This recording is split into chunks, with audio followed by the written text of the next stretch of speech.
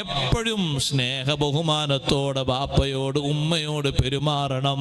അതേ, ഉറക്ക ശബ്ദിക്കാൻ പാടില്ല, ബഹിഷ്കരണ നിലപാട് സ്വീകരിക്കാൻ പാടില്ല.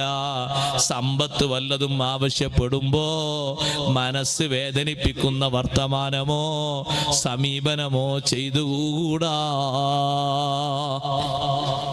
ഉമ്മ പറയാണ്, മോനെ ഒരാ മടങ്ങിയേക്കണം അവരിലേക്ക്. എന്നിട്ട് ഫൽഹഖുമാ, ബാപ്പാനെ സന്തോഷിപ്പിക്കണം, ഉമ്മാനെ സന്തോഷിപ്പിക്കണം. എന്റെ കൂടെ യാത്രക്ക് വരേണ്ട. അവർ ചെറിയൊരു കണ്ണുനീരിന് കൊടുത്തൊരു വില എത്രമാത്രം വലുതാണ്. ബാപ്പക്ക് ഉമ്മക്ക് വലിയ ബഹുമാനം കൊടുക്കണം. ജീവിതകാലത്തും അവർക്ക് ബഹുമാനമുണ്ട്, മരണത്തിന് ശേഷവും ബഹുമാനമുണ്ട്. സഹോദരങ്ങളെ, ആര് നമ്മളെ